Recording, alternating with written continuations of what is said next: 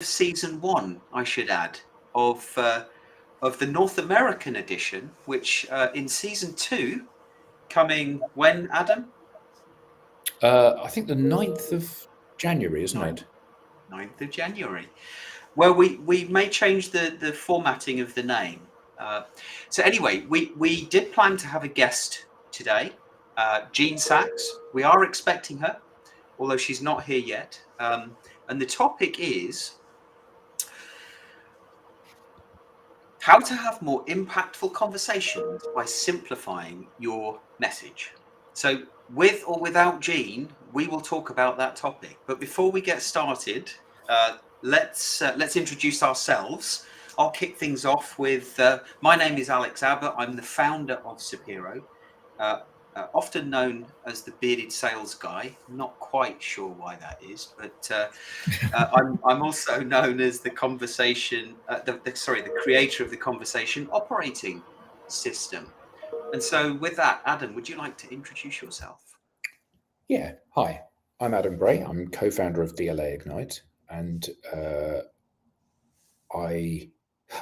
isn't anything else, actually. That's it.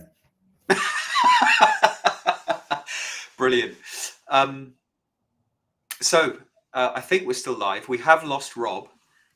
So shall we kick the discussion off? So I'd love to get your thoughts on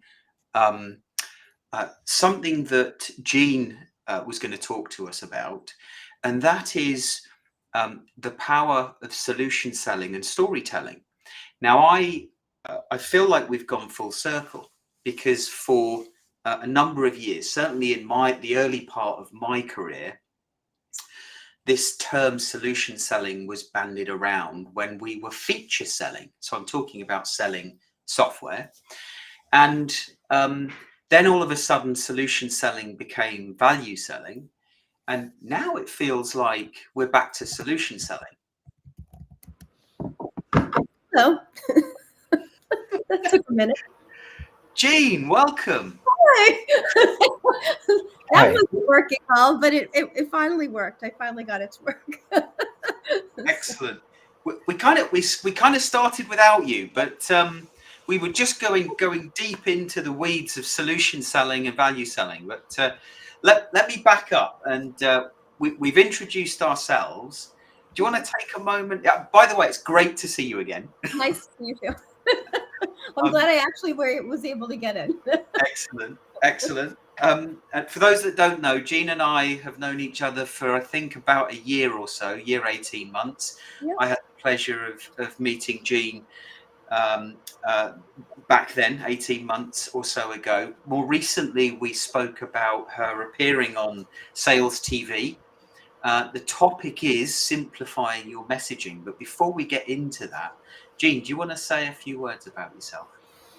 Sure. So I'm a sales and marketing leader. I've spent my entire career either in media or technology. I'm currently the SVP sales at a SaaS startup. I'm actually looking for a new role. I will be leaving the company I'm at right now, and I also run an advisory business called First Tracks Advisors, along with my business partner Dan Hurwitz, who I think is watching. And together we help and advise early stage companies so they avoid all the mistakes we usually see them make later on, so that they set themselves up for success as early as possible. Nice.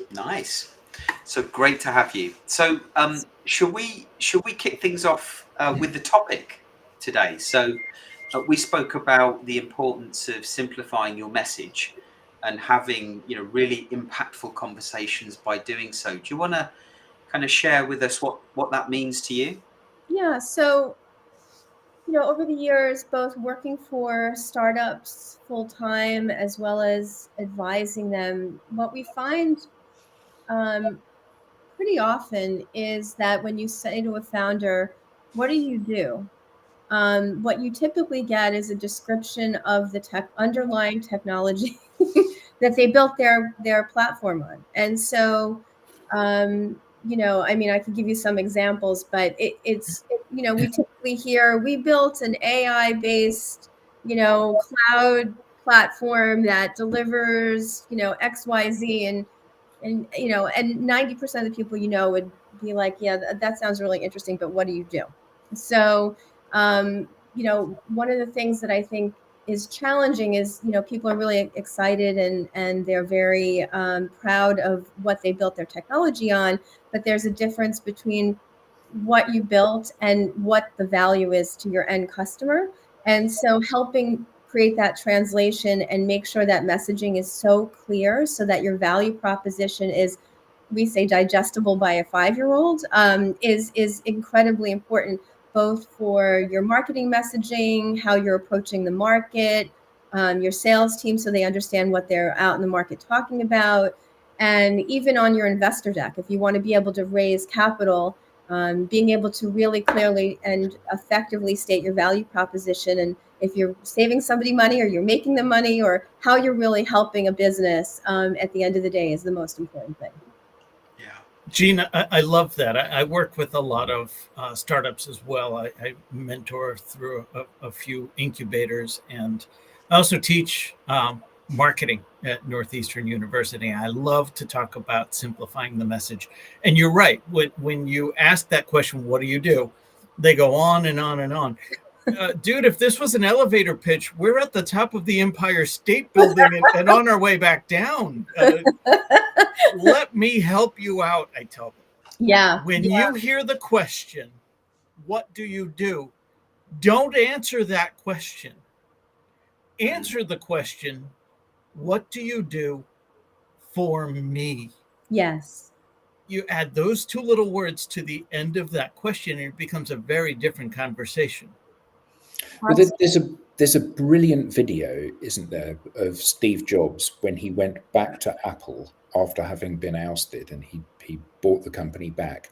And he famously said about it being a very noisy world, and we're not going to get, I've got it up on screen now, we're not going to get a chance to get people to remember much about us. And I just love the simplicity of the way he delivers that pitch. You know, it's about selling the dream, and it's about making it, I love what you said, Jeanne, where it was about making it easily digestible by a 5-year-old. Mm-hmm. Because, you know, it's a flippant thing to say, but you have to go into every conversation with the belief that everyone in the world accepts you as an idiot. And if it's possible for people to misunderstand you, they will. Yeah. So you have to make it so obvious and straightforward and unambiguous. And yeah, people get so excited, you know, about telling their own story, don't they?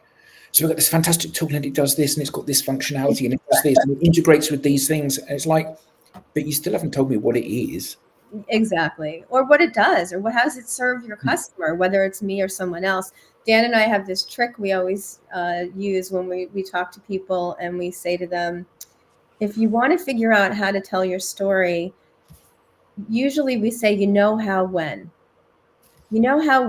you're facing this challenge in your company where I'm trying to think of a good challenge. I'm like so bad on the fly with these things, but when I'll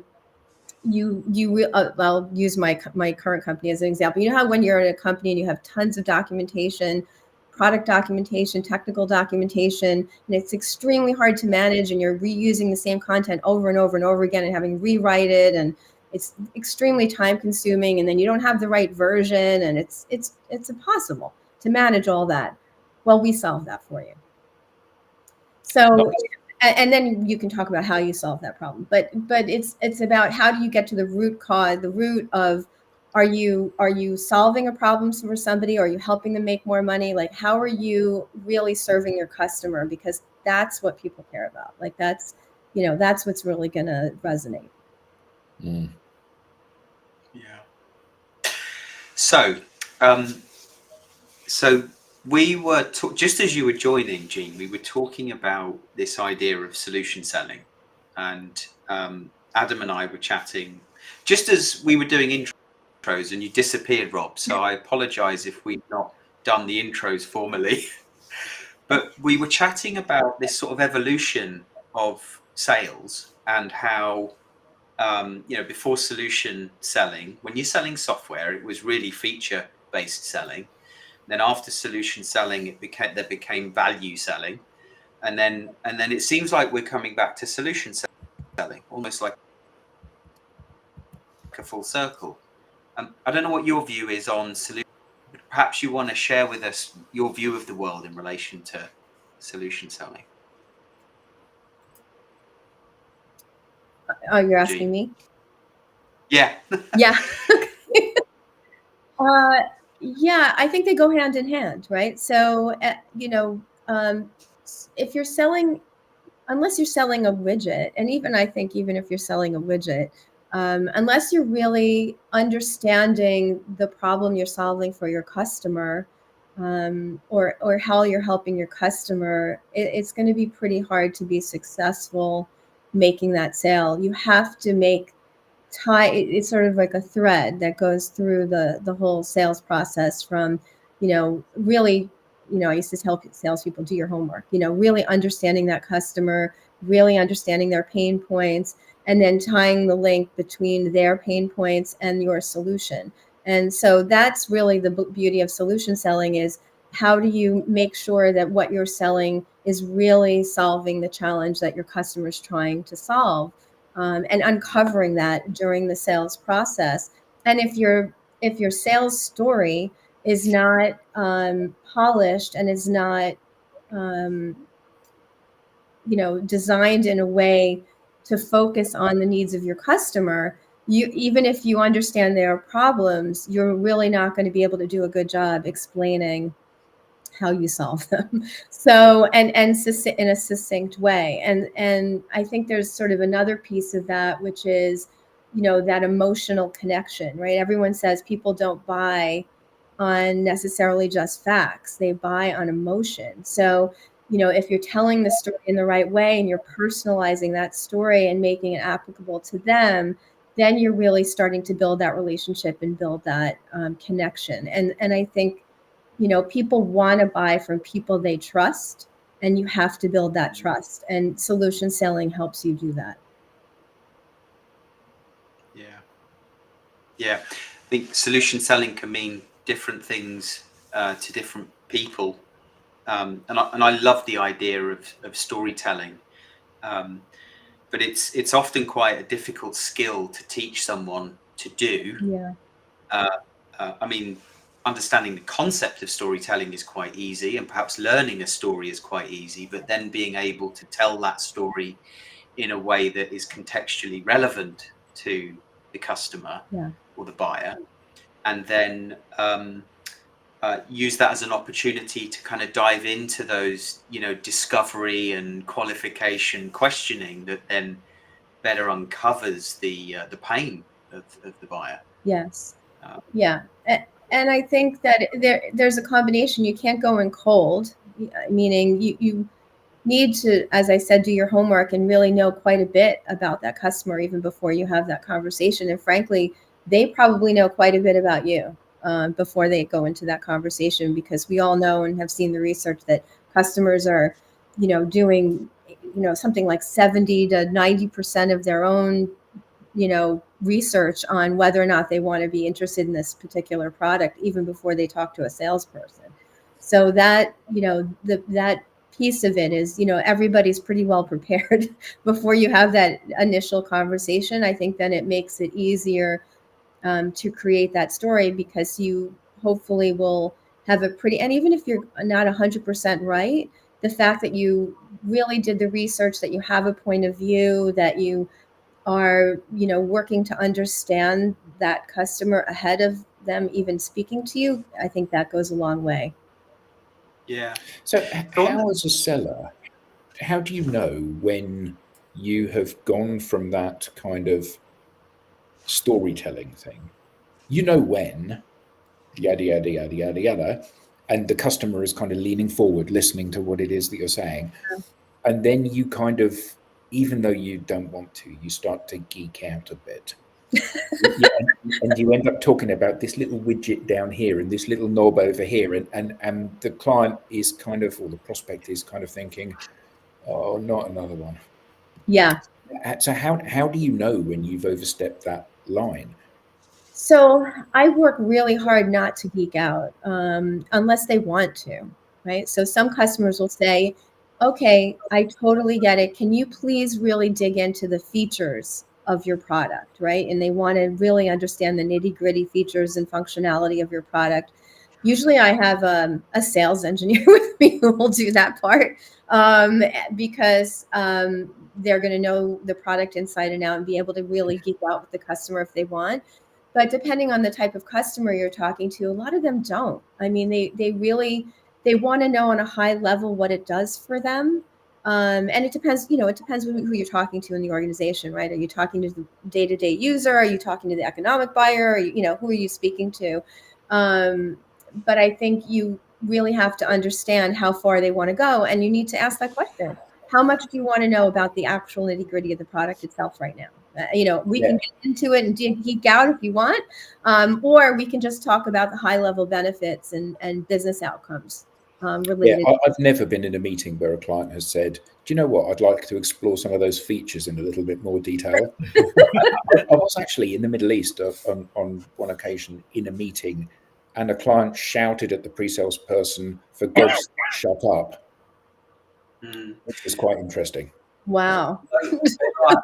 As it happens, he didn't. He just kept on talking. Oh my goodness. Oh, that's never a good sign. Although I have been in a situation where the customer thinks they know what they want when it comes to the features and some of the technicalities in the software. But actually, when they've told you their primary objective is something else like revenue growth, then knowing that at the time, the platform we were selling was weak in that area around analytics, but strong in the area of creating programs that were aligned to driving engagement and revenue. And so quite a difficult conversation to have, to say, well, actually, what we really want to be talking about is this, not that. Mm-hmm. Yeah, but our requirements are this. Yeah, but hang on, you told me your objective was to drive revenue. What's more important, revenue or these features? Exactly. Yeah. We have a comment from Bob Britton. You need to practice pausing and letting the silence hang. If you tell the good story, the customer will tell you one back. That was beautifully delivered, Rob. Nice Jeanne, pause. Nice pause. Thank you. Jeanne, when you're geeking out at the customer's request, Yeah. how do you avoid going down the path of jargon speak? Or what do you do to avoid that, or when you find yourself going down that path? Yeah, I think I think that also goes back to who's your audience, right? You have to know your audience. And, some customers, if you're not using jargon, actually, they're going to be a little like, I get it. Like, just use the actual technical terminology. And then other people, if you're talking to an engineer, that's a little bit different than you're talking to a business person or somebody in marketing and so depending on who the audience is really drives how you talk about the product and the features of the product. You can talk about it in business terms and say, here are the key features that you need to think about, and here's the business outcomes they drive for you. They save you time, or they save you money, or they make this process faster, or they give you more accountability, or they give you data and insights that you don't typically have. Or you can get into the nitty gritty on, this is backed by an AI engine with natural language processing and, and get into some of the technology behind it. But I think that, again, I think the best thing you can do as a salesperson is really make sure that you're having a real conversation, that, you don't, the agenda isn't, I have to tell this person everything under the sun, otherwise they're not going to buy my product. And I think that's a typical trap that salespeople fall into. I just have to tell them everything because this is my one chance. And mine is, no, have a real conversation, like really understand, like, what do they need? What's going to help them make a decision in this process? What challenges are they really trying to solve for? How are they evaluating this? You know, I think if you have a real understanding of that, even if they're talking about, I'd love to see some features. What are you trying to understand about our features? You know, what's going to help you, you know, get a handle on how we can deliver against your needs.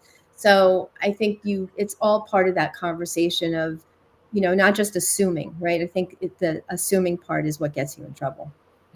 But Jeanne, I have a quota and I have to make this sale, and I have to make this sale right now. So this is my one shot. I have to tell them everything. Right.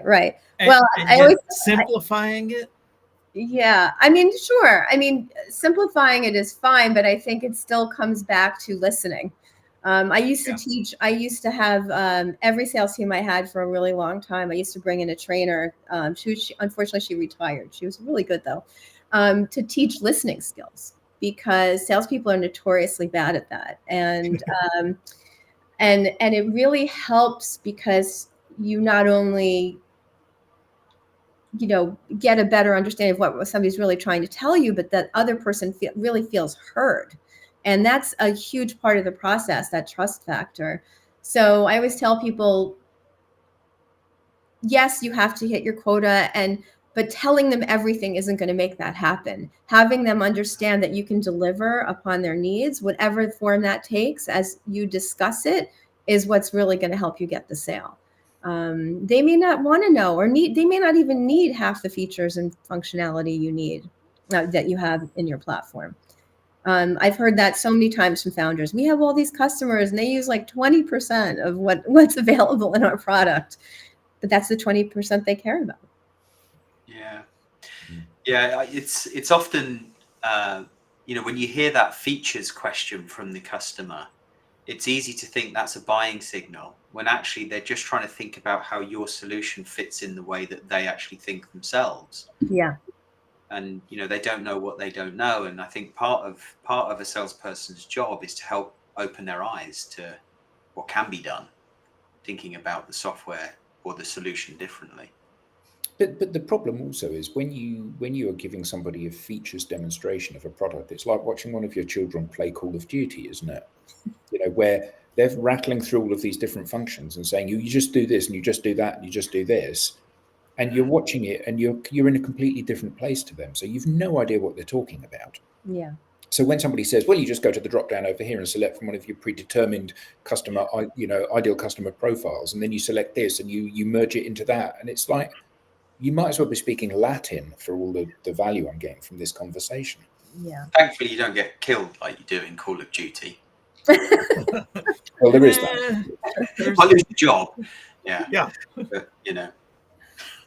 Yeah, and I definitely think that's a challenge in especially in tech sales is what you just said, Adam, is the, you know, when you do a product demo or you're having a sales engineer walk through the product, it's overwhelming for the customer. We, at my last company, people I could see their eyes glaze over. I mean, it was really brutal. And so we actually did some training with our sales engineer, and we wound up almost creating a script that made it a lot simpler and a lot more digestible, and really focused on the key elements that we think most customers were going to care about. I mean, obviously he's not a robot. he's a person with a brain, and he's really smart, actually. So, you know, there were nuances to that, but I think, you know, the tendency was to go really deep, and most customers didn't really want to go that deep. And so a lot of them didn't even have the engineering knowledge to know the nitty gritty like we knew it. So having that, you know, tailoring that in a way that made it feel a little bit less intimidating and a little easier to digest, and simplifying it made all the difference. Yeah, I think that when you're an expert at something, the problem is that you assume everyone else knows what you know. Exactly. And there's that famous story, isn't there, about the furniture salespeople, where they used to sell Scotch guarding as an add-on for the furniture. And then it became common practice, and Scotch guarding was everywhere, done by every furniture manufacturer. So they stopped demonstrating it to people. And then they noticed their sales were declining and declining and declining. And then they started to sell it as an option again, and the sales went up. Simply that they were showing people that, you can pour liquid on and it just flows straight off because it's specially treated with this. Yeah. And it's this idea that well, it's obvious. Well, no, it's obvious to you. It's not obvious to me. You spend your life immersed in this tool, software, whatever it is.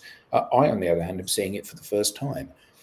And Alex and I used to work together at a big tech company, and often I found the most successful sales were when the demo was done by the customer success people, because they understood what the problem was from the user's perspective. The pre-sales person was like, here are a million features, I'm going to walk you through all of these, and then you'll be overwhelmed by how wonderful our product is. Yes. Whereas the people that were in client success would say, okay, well, the mistake that most people make is that they do this wrong, so here's how easy it is to do it on here. And then, oh wow, that's amazing.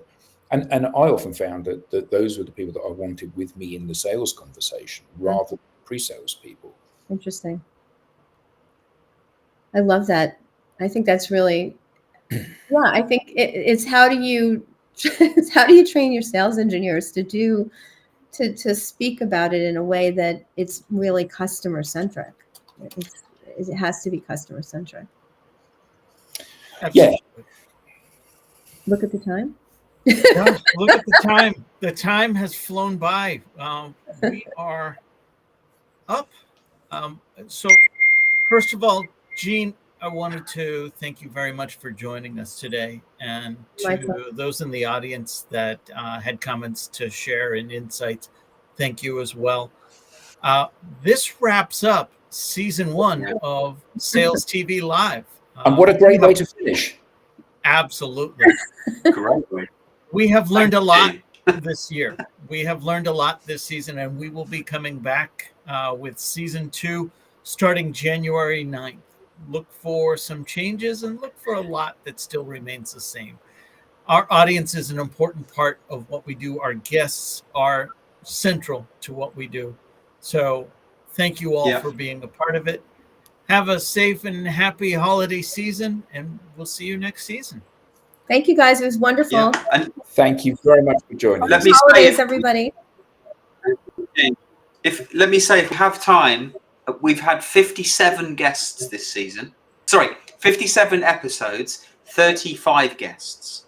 And we are looking for guests in season 2. So if anyone is interested, please drop us a note on LinkedIn.